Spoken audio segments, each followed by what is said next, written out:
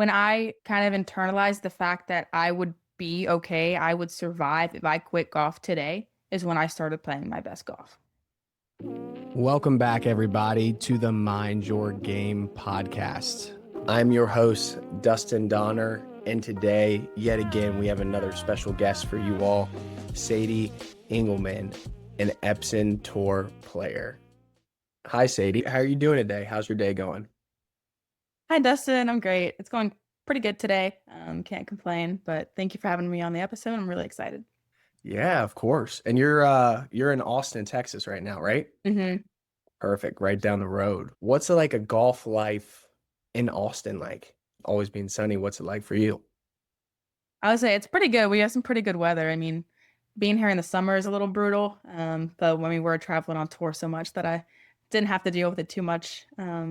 But just for reference, it's what no middle of November and it's 75 degrees outside, so I'm waiting for a little bit of cold weather just to make it feel more like the holidays, but it definitely is good for practice.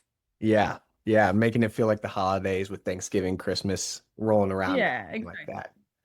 Yeah, I know I'm here in Midland and this is my first winter down here in Texas and I'm like, you can play golf year round down here in the state of hmm Texas for sure. Yeah, we don't know what snow is, so. I'm curious, being a professional golfer, what is that like for you? Kind of, there is no off season weather-wise living in Texas.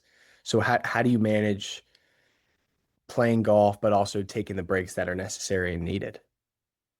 Yeah, it's actually been interesting because this is kind of my first like off season. I mean, college we it's kind of just year round, a little bit slower, but since we were so like bang bang bang this summer, I was like, okay, I definitely need a break. But you're right. Like I got back and I was like, well, it's like it's so nice outside and I just love to play golf.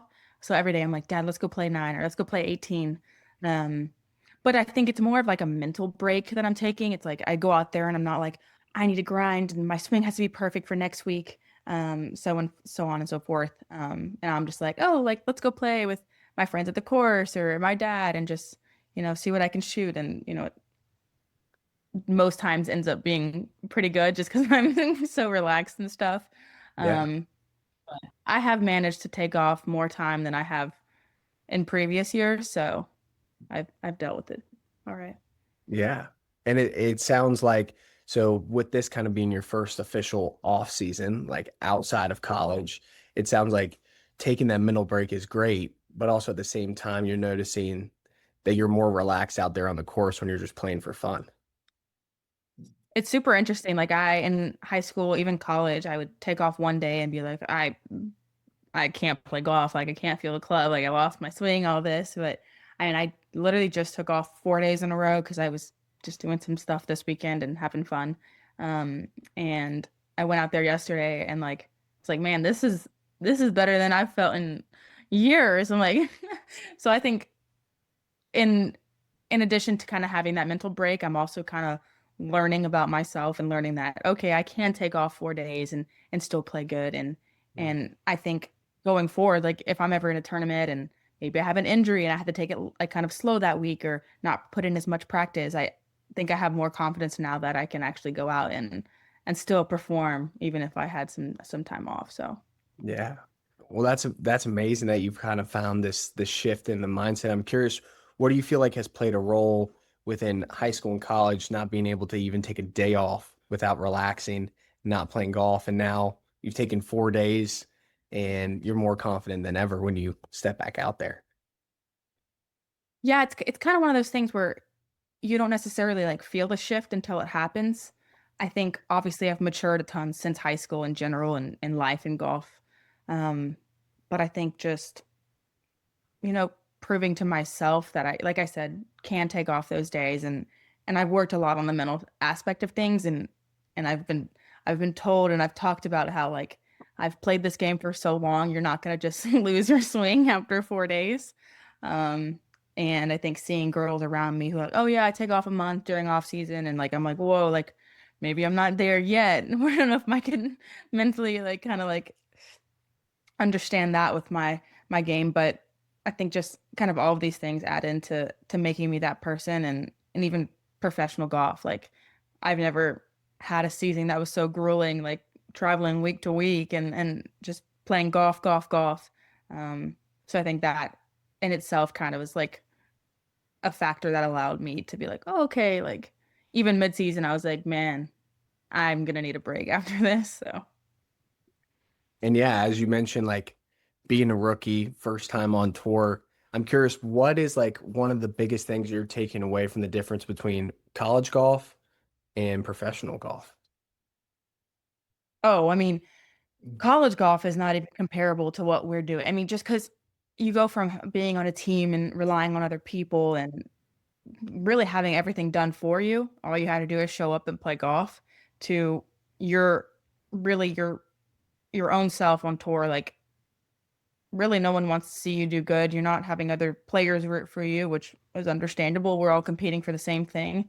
You have to learn how to book flights, book hotels, and what's the best deal, and when should I get to the course and practice, and how can I make sure my body's in perfect condition for this maybe 4 5 week stretch. So I think that's entirely different. The travel is obviously different. The weeks are much longer, which is something I struggled with and kind of learned.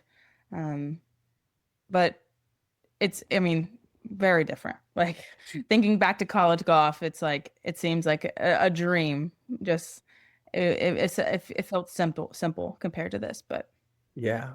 And it sounds like two big things, like themes that I'm seeing is kind of accountability, like self accountability, and also like time management, where in college, things were kind of given to you, planned out, and you were like, hey, here you go, Sadie, here's the itinerary for the upcoming tournament or trip or whatnot. And now you're the one doing the itinerary and the trip and everything like that. yeah, exactly. Which is funny too because it's like I almost had to deal with more in college with like balancing school and golf. But I think sometimes I'm at tournaments and I was like, man, I wish I just had to like finish an essay or like even take a test right now because it would give me time to fill like give me things to do to fill this space that I have. Mm. Not saying I would want to write an essay right now because I don't miss that at all. You didn't But even I write an mean, it essay. is no, I don't think so. But Well, speaking of essays, speaking of college, you go into Stanford and graduating from Stanford. I mean, ultimately, when at least personally, when I hear Stanford, I think of like very high achieving academic school. And you played golf. Like how, talking about time management, how did you manage that time while being at Stanford? for sure. I mean, I think it even started in high school where most colleges didn't require you to take an SAT or get in a certain grade.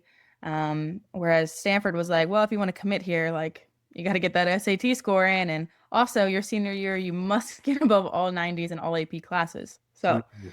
that's kind of where like it started. But I'm still super thankful for that because I was still playing golf and I was kind of prepping for what I was gonna kind of receive at Stanford. And once I got there, I think, yes, there was a lot of work, maybe more so than other schools. But it was never too, I was always able to manage it. I think I do enjoy school, and I took a lot of cool classes, and I think managing school and golf is kind of made me the person I am today. And it teaches you a lot about like yourself and like what you're capable of. And I think if you're able to manage kind of a rigorous class schedule at Stanford while also playing for one of the best teams in the country, you can pretty much do anything. So I am super proud that I was able to do that and also get a really good degree because my intent on going to college golf was, yeah, I really want to play at a great school and win a national championship, but I would also love to have a degree that I can fall back on. And I'd say a Stanford degree is a pretty good thing to fall back on. Yeah. And I've kind of seen that in the real world that I'm living in right now. And it makes me super confident in the fact that I could, you know, retire from golf and go do something really cool with my life. So Yeah. And it sounds like in your time at Stanford, being able to achieve the academics and being like a student athlete while also achieving the athletic side of things, it kind of gave you that confidence going into kind of real life after graduation, but then also kind of the grind it takes to be a professional golfer. absolutely. I mean, it was, I mean, day in, day out, it was from one thing to another. It was workouts, class, golf, homework, more homework, and then bed. And I think I sometimes miss like the schedule of that and the really rigorous busy days. And I've honestly this off season made myself have a schedule that's more similar to that. It's hard on tour because you've got to kind of realize what your body needs and what your mind needs and if it needs a mental rest and obviously you're on the road, but I found that I'm the kind of person that really likes to be busy and doing all kind of sorts of different things. Um, so yeah. Yeah, I was just about to say, being in college, and I know myself, like when I graduated, there was a lot of times where there was no structure afterwards.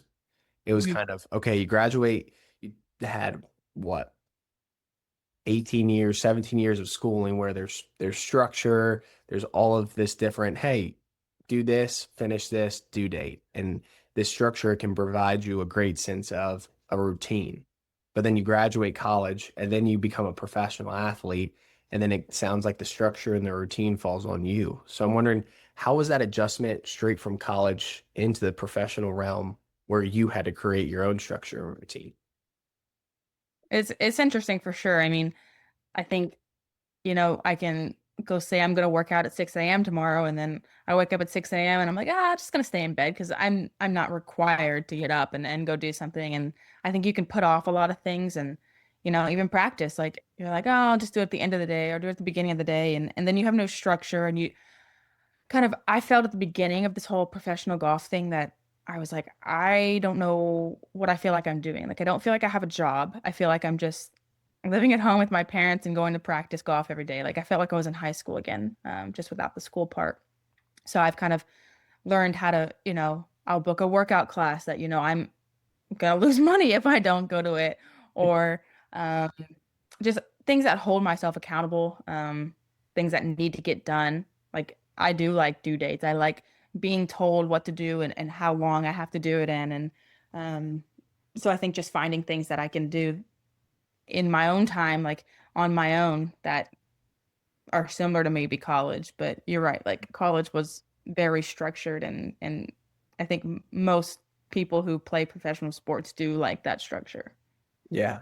And it sounds like you're starting to find the structure that works for you that may be different for somebody else. Mhm. And you mentioned something where going to these workout classes with other people, support system can play a major role in a professional athlete's life and career. I'm wondering, what kind of role does your support system play within your career?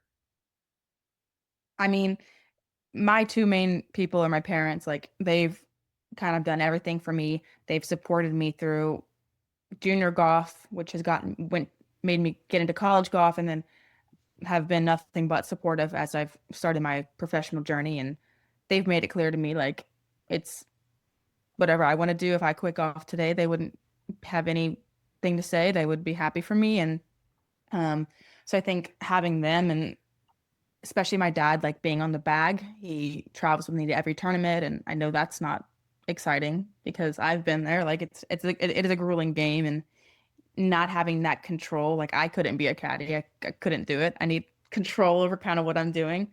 And having to deal with me is probably not always the simplest thing. Because we do miss a lot of cuts, and that's just part of the game, a lot of failures. So having to deal with someone day in and day out that kind of has, maybe some bad days and maybe takes it out on the person that they're closest to, which in this case would be my dad. And then having my mom at home always being that person that I can call when I'm upset and will really talk me down and be realistic with me and kind of just give me the love I need in that moment. Um, I think my coach from college has been a huge support. We we still talk and even all the things that the tools and stuff she's given me in college has kind of helped me today, and I still consider her a big part of my team. And yeah, I think Dustin, you're a big part of my team, as we work together and the trainers I have. And it's just I'm trying to still trying to figure it out. Like I'm new at this and I really just want to figure out my team because I feel like I've heard a lot of people say how important that is. And I've come to see that they're right, that it's very important. Yeah. And as you mentioned, the support system and the team that you're slowly building around you. Of course, I'm extremely grateful to be a part of that, like you mentioned. And it sounds like gratefulness is a big part of kind of having that support system around you. Like I can tell, even though we're virtual, like through the screen, how grateful you are to have that team around you. How often do you give yourself grace being a rookie and having some setbacks, some failures, and kind of all this being brand new to you? I think as someone who plays sports at a top level, like I think we're all very similar and we are hard on ourselves and we're our biggest critics. And sometimes I do, even you saying yeah, you're right. I am a rookie. I am very new at this. And I think oftentimes, like even I like went out on tour and was like, I should be winning. I should be coming in top tens all week. Like I played at one of the best colleges. Like I had a I've had a good run and like I should be at the top. But I think I do have to step back and give myself some grace and realize like not everything happens at the snap of a finger. Sure, there are girls who come straight out of college and do have that success, but it's not for everyone. And I have to just realize that I'm more of a slow climber and I have to get comfortable in kind of where I am. And I feel like this year is really exciting because I'm going to be more comfortable at the courses that I've played and kind of knowing more about the Epson tour and how everything runs. But I do have to remind myself to, be proud of where I am and that I am lucky and that there are people who most likely wish that they could be in kind of the position I'm at. Um, not kind of force myself to believe that I need to be at the top right away. And the dogs are barking in the background. Mailman must be here or something. But we'll edit that out. And ultimately, one thing you said that kind of struck, they're just going to keep barking. Good thing we got a great editor in Dr. Matt. But yeah, so to go back what we were talking about ultimately with you being on tour, you giving yourself reasons. They just love to bark right in the middle of conversation. Right in the middle. I can't hear them, but Oh, can you not? mm-mm. Oh, sweet. This mic must be really good then. Because they're going absolutely crazy. Uh, but ultimately, something that you said that stuck out to me was getting comfortable with the uncomfortable. Like all this unknown, all of this new stuff. How do you feel like from the beginning of the season and now into your first off season, being a professional golfer, you have managed kind of this unknown and this uncomfortability in this first season?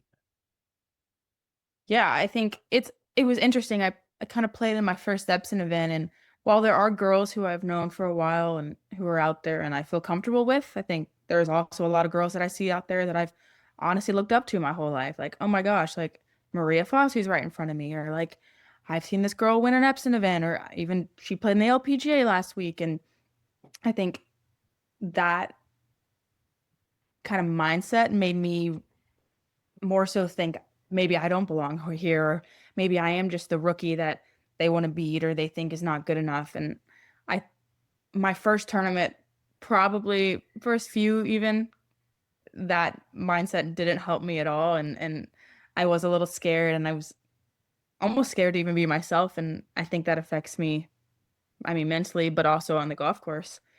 Um, but as I played more Epson events and even over the course of the year, I saw that confidence and that comfortability like increase. So looking at next year, I can imagine that that's even going to increase more. And I realized that when I was more comfortable, I did have the ability to play better. So just that, um, in addition to like, what we talked about, finding that those ways to fill the time of the long weeks and being away from family and all the things that goes into professional golf, trying to get comfortable with all of that. Yeah. And it sounds like it all started with kind of those first couple tournaments, almost fangirling in a sense. It's like, whoa, like I've seen these people from afar behind the ropes before, or even on TV, and now I'm in the same tournament as them. I'm wondering, in college, did you have that thought at all going into Stanford as a freshman? Was that ever a thought for you, or was it kind of just this first year on Epson? I think when I went into Stanford, I knew so many of the girls that I was playing with and the girls that came in, like a Rose Zhang, like and a Rachel Heck. Like you can be on a team with people like that and completely get starstruck in awe of them and forget who you are. But I think because I was so close, I mean, Rachel Heck's my best friend, Rose Zhang's one of my good friends, like it's a completely different thing when you're actually on a team with someone and you're rooting for that person and you both want each other to do well. Whereas when you go on Epson, like there's not that connection you have with, you're not teammates. You're never going to be teammates. You're always going to be competitors. And at the end of the day, like Epson is cutthroat. Like we're all trying to get to the LPGA and we're all trying to win because week to week we don't make that much and we're just honestly trying to make more money than we spent that week and there's no real reason for us to be, oh, I really want her to do good because I think she's friendly. Like, no, we can be best friends off the course, but I want to beat you. Like that's just kind of how it is. Where as in college, it wasn't so much like that. And then obviously, like going into college tournaments, when you're playing on a team with Rose and Rachel, you're not starstruck by any other team because you're simply with the best. So it's definitely a different dynamic. Yeah, and I know I'm grateful to know you more on like a personal level as well as not just a professional level. And I know that you're very empathetic, very sweet, very kind and outgoing, but kind of sounds like there's almost this alter ego when you step out on the course a little bit, where it's like, okay, yeah, we can be friends off the course, but once we step on, it's, hey, you're here to beat me, I'm here to beat you. Let's see who wins this thing.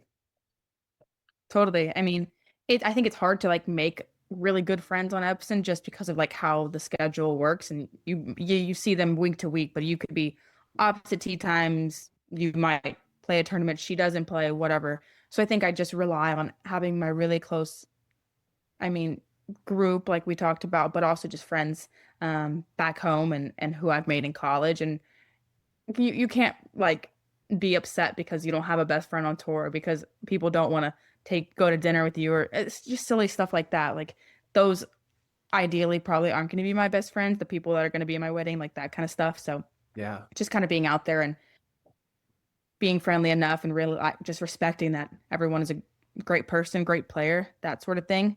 But yes, like you said, like I, I mean, whether you're my best friend or not, like in college, I mean, Rose and Rachel, I wanted to beat them more than anyone. I mean, best friends. We have. I mean, the competition level is crazy, and when you're with someone that often and you see what they can do and you compare it to what you can do, it's like, oh, I know I can beat that person and I want to beat that person, but let's go to dinner afterwards or let's go gossip in our room afterwards, like Yeah. that sort of thing. So, It's like you're playing against each other, but kind of on the same team. So it's just pushing each other hmm to the extreme to see hmm get out of yourself. And I'm totally. curious now because now you're competing with all these other professional players, but there's no team atmosphere. And I don't think a lot of people understand that side of golf that it's a very individualized sport. Like you are out there by yourself. And yes, maybe you have your dad on the bag as your caddy, but it's not like you all are having like a team discussion throughout every single round. Like it's like, hey, we have one objective, we're doing that, and you're kind of all out there all on your own. And Mhm. how do you manage that being kind of out on the course day in and day out, and it's just you and your thoughts out there? It's completely different because I there was this weird phenomenon in college where it's if one of us was playing good, all of us would play good. And if one of us was playing bad, two of us were playing bad. It was like it seemed like there was just like more bogeys and more bogeys. And then we'd all go on birdie runs at the same time.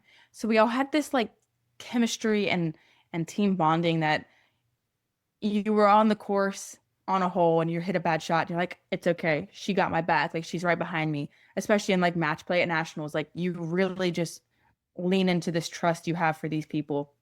Whereas you're right, like you're completely alone on the course in professional golf. And I think I've learned to become okay with that, that college golf was a great part of my life. And 4 years that I will never forget, and it was super fun to be on a team. But at the end of the day, like golf is an individual sport, and it always has been. So just kind of like locking into that mindset of I'm alone, I'm doing this for myself, and you know, no one else in the course really matters. I am at the end of the day playing the golf course. But I think a lot of things that I learned in college from being on that team, I can also take toward to professional golf.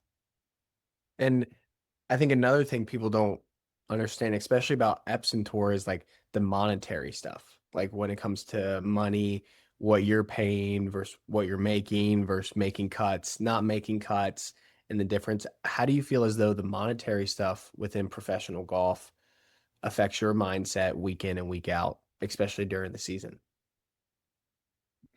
It's something that most people haven't ever dealt with before getting to professional golf, like, NIL, whatever, but that was pretty steady. Like it wasn't based on your performance.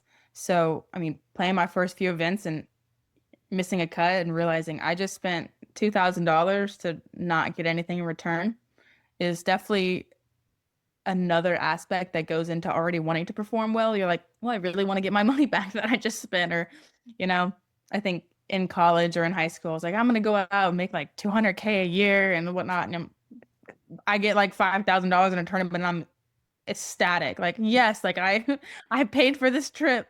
So I think that mindset is really shifted. Obviously, it's hard to kind of know what that's going to feel like before you're out there.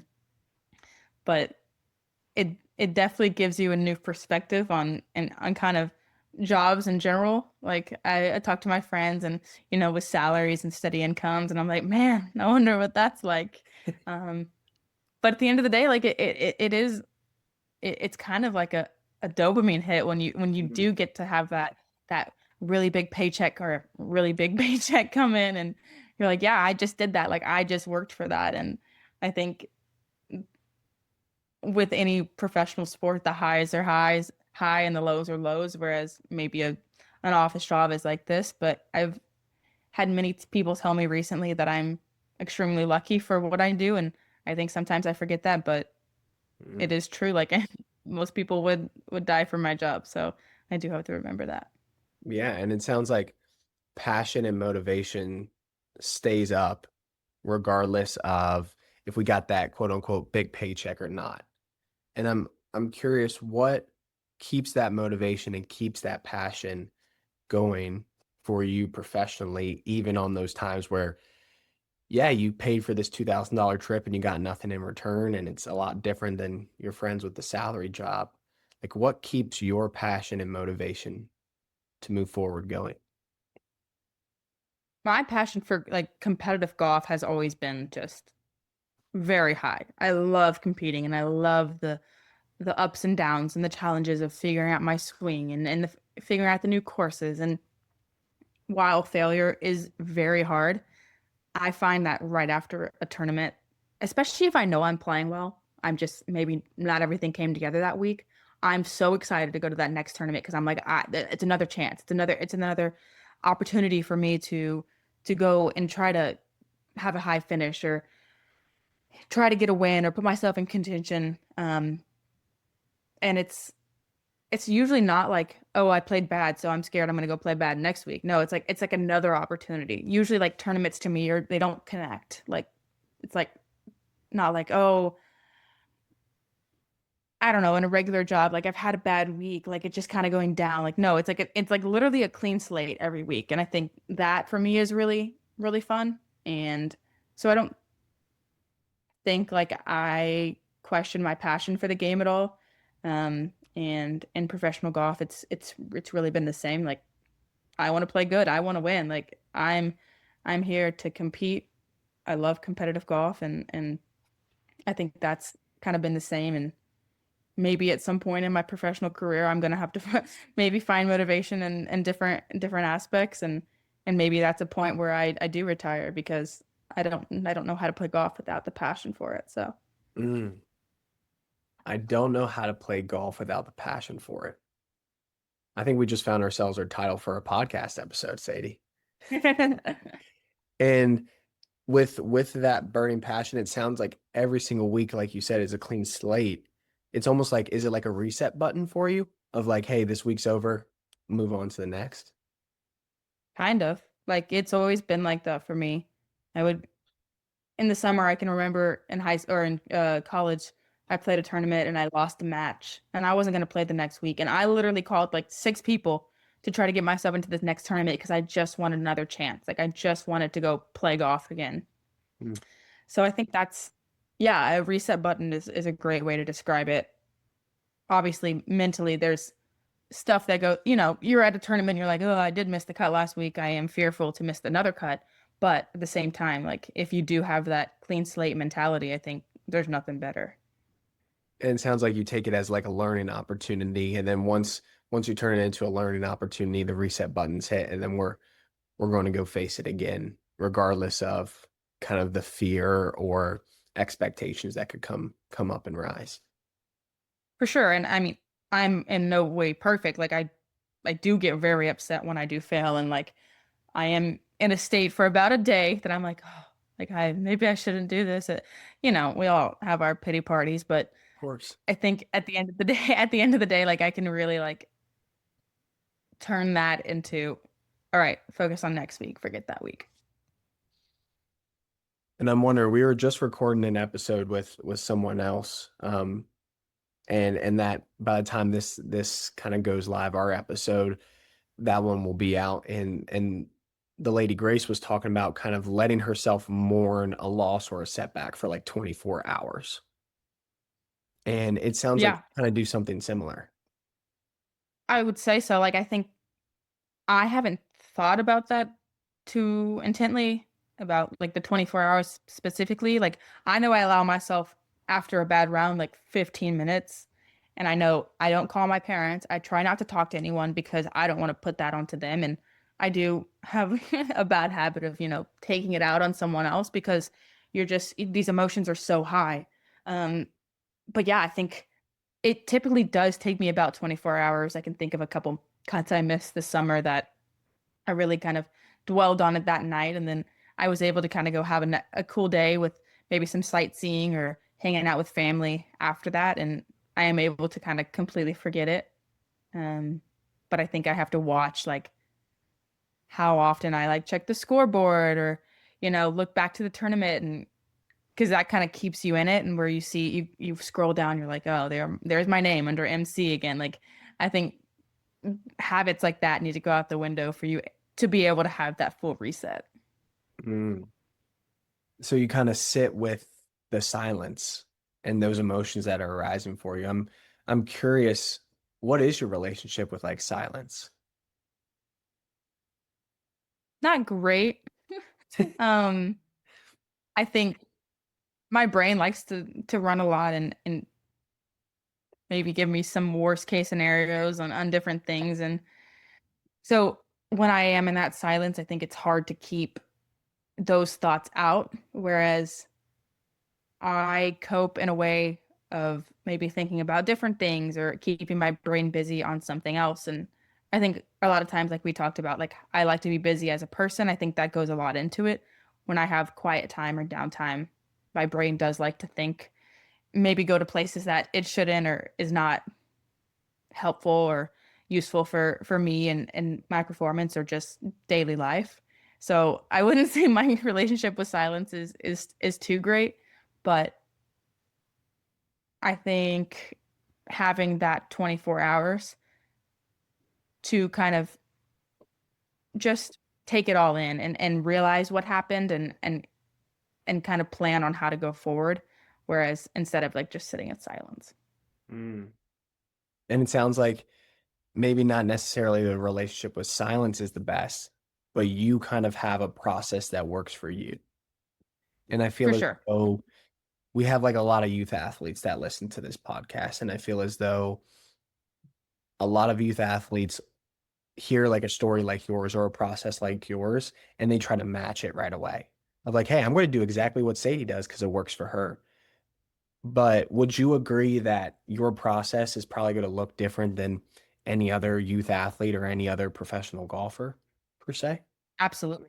I think process for sure. Anything that has to do with golf, routine, like how I think, how I visualize. Like it's really like a snowflake. Like no person has the same way. Everything's different. Like whether it's a tiny bit or a ton, you've got to find what works for you. And even I've experienced with like swing coaches, they tell me something, but then I find my own way to think about it. It's the same movement, but it's how I think about it.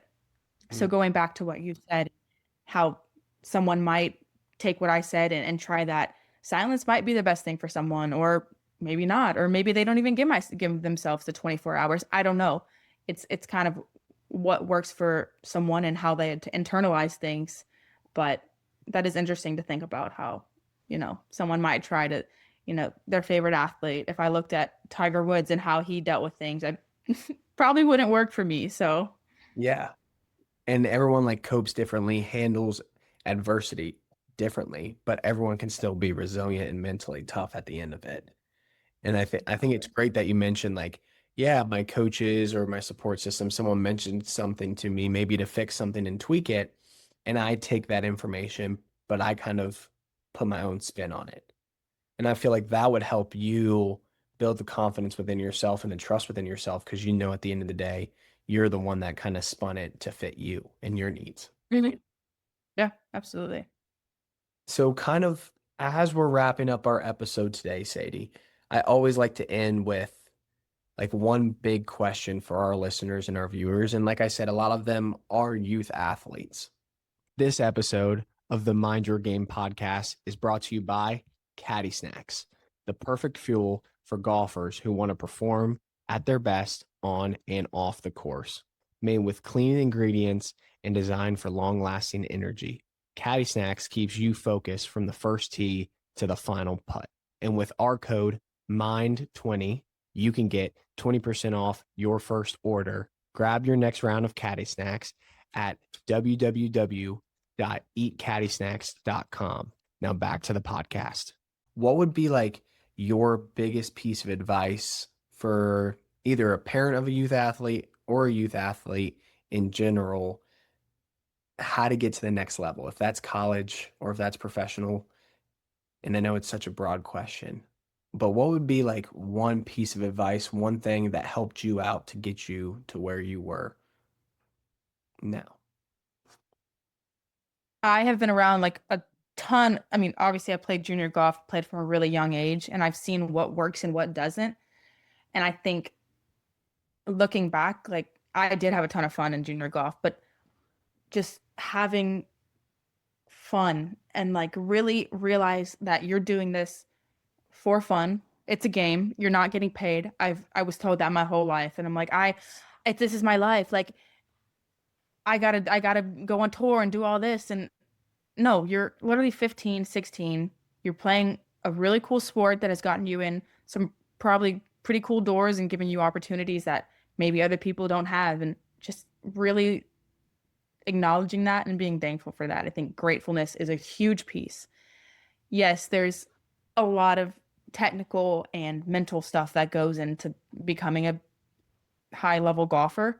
But I think really giving yourself grace and having fun is is something that's so important because I've experienced like both ways. I mean, I used to very much be a person who wouldn't let themselves have fun because they didn't play good or, my life was golf.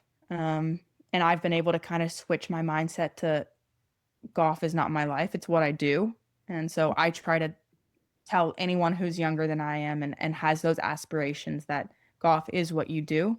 And you have to have a balance between golf and life. And you really have to keep those separate. Because I think when I finally figured out, at least a little bit, I still struggle with this, but when I figured out how to separate those two, I think I not only liked myself more as a person, but as a golfer too. So I think that would be my advice. Mm. So have fun, be present, and be grateful. Mhm. And awesome Thanksgiving's coming right up next week as we're recording this episode. So talking about gratefulness. And I think there's a line, and I think we've talked about it before, Sadie. Where would you rather work to live or live to work? And it kind of Mhm. sounds like you had the mentality at first before adopting this new mindset and this shift in a mindset is hey, I play golf to live. And now it's more so I live to play golf of like, hey, golf is an accessory. Golf is part of my life, but my self-worth and identity and value are not completely tied to the sport that I love. When I kind of internalized the fact that I would be okay, I would survive if I quit golf today, is when I started playing my best golf. Wow, that gave me chills. So when you realized you would be okay if you had to stop playing golf today and your life would be okay, that's when you started playing better. Mhm.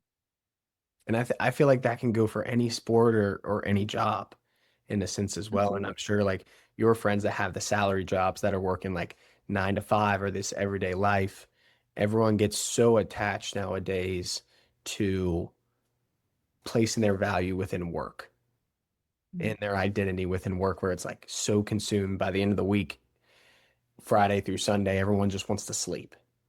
And it's Mhm. like, well, no, you're working to live. You got to switch that to live to work and Mhm. know that you're going to be okay regardless if you have this job or another job, or if you get paid this much or this much, you're going to figure it out because every human being is resilient.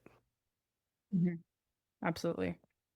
Awesome, Sadie. Well, thank you so much for joining myself in the Mind Your Game podcast. And it was great having you on, and hopefully to have you on here again soon. And for everyone listening and viewing our episode today with Sadie, thank you for joining. This is the Mind Your Game podcast, and we will see you all very soon.